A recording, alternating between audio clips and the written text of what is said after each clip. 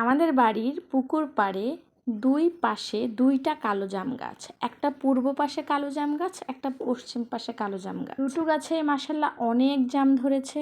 কালো জাম গাছতলায় দেখতে এসে লোভ সামলাতে পারিনি, একটা দুটো করে ছিঁড়তে শুরু করলাম। হ্যালো গাইজ, আসসালামু আলাইকুম। সবাই কেমন আছেন? আলহামদুলিল্লাহ আমরা সবাই ভালো আছি।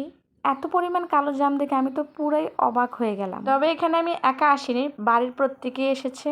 আমার সাহেবা চলে আসছে জাম খাওয়ার জন্য।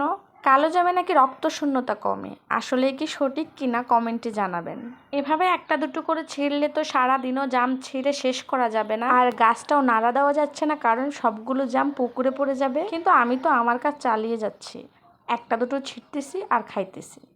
যে জামটা বেশি পাকা একদম কালো কালো হয়ে গেছে, আর আমাদের কালো জামগুলো অনেক স্বাদ খেতে।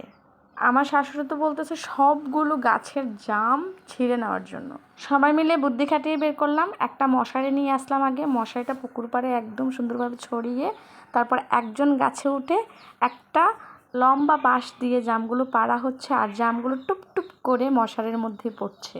এতে ছিল 3 জন, উপরে ছিলাম আমরা সবাই। মশারি আবার ঠিক করে না ধরলে পানির মধ্যে পড়ে যাবে জাম। সব কাজের মধ্যে আনন্দ পাওয়া যায়, তবে আমাদের জাম পাড়াতে আমরা অনেক আনন্দ করেছি, অনেক মজা পেয়েছি।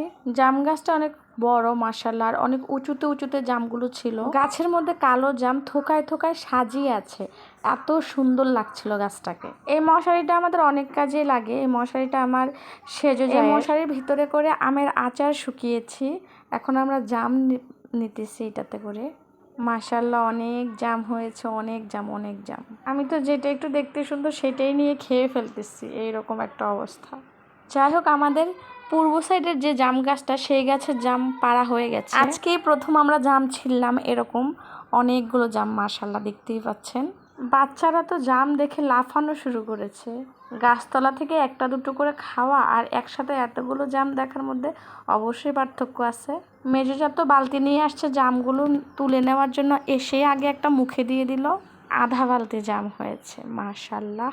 ভিডিও অনেক বড় হয়ে যাবে, তার জন্য আরেকটা জাম গাছের জাম পাড়া ওটার ভিডিও করলাম না। এই জামগুলো হয়েছে আমাদের পশ্চিম দিকের জাম গাছ থেকে। এখন সবগুলো ভাগ হবে, সমান ভাগ, 6 ভাগ। ভাগ বসানোর জন্য বলতেছে আমার শাশুড়ি। আমি তো জাম দেখে একদম ফিদা হয়ে গেলাম। যাই হোক, ভাগ করা শেষ আমাদের। এই যে 6 ভাগে এতগুলো করে পড়েছে। আমার জামের ভাগটা হচ্ছে লাল ঝুড়ির জামগুলো, ওই ঝুড়িটা আমার। সবাইকে কালো জাম খাওয়ার দাওয়াত রইল। সবাই ভালো থাকবেন, সুস্থ থাকবেন, আমাদের জন্য দোয়া করবেন। সবার জন্য শুভকামনা রইল। আল্লাহ হাফেজ, টাটা, বাই বাই।